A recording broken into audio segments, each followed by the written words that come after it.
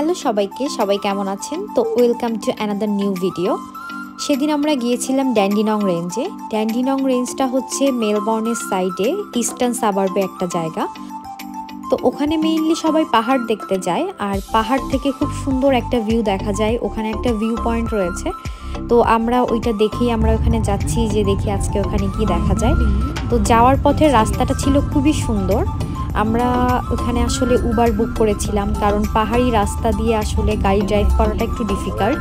তো ওইখানে পাবলিক ট্রান্সপোর্টও যায়। তো আমাদের যেতে মোটামুটি আমাদের সাবার্ব থেকে 45 মিনিট টাইম লেগেছিল। তো আমরা ফাইনালি পৌঁছে গেলাম আমাদের ডেস্টিনেশনে।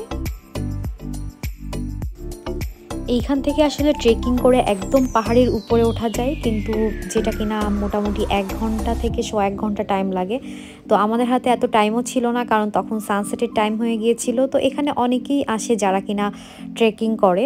তো আমরা আসলে ওরকম কোনো প্রিপারেশান নিয়ে আসিনি, তাই আজকে গেলাম না।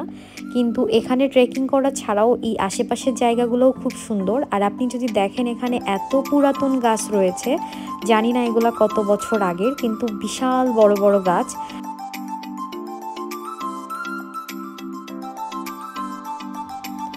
তো আমরা কিছুক্ষণ হেঁটে ভিউ পয়েন্টে পৌঁছে গেলাম। ওখানে আসলে কিছু ছোট ক্যাফেটেরিয়া টাইপ রয়েছে।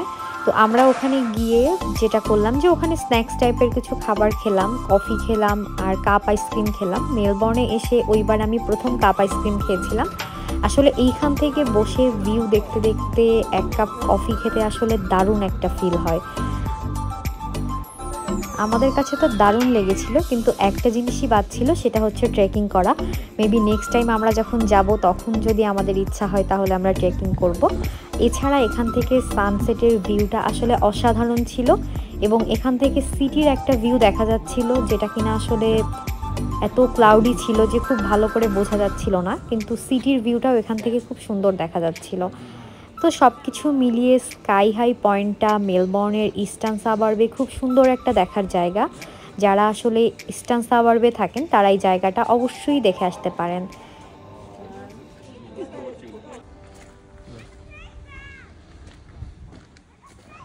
ওয়াও, এই জায়গাগুলো তো অনেক সুন্দর। এখানে আসলে আসলে অনেক সময় নিয়ে আসতে হবে। এই দিক দিয়ে কোথায় যাওয়া যায় দেখো।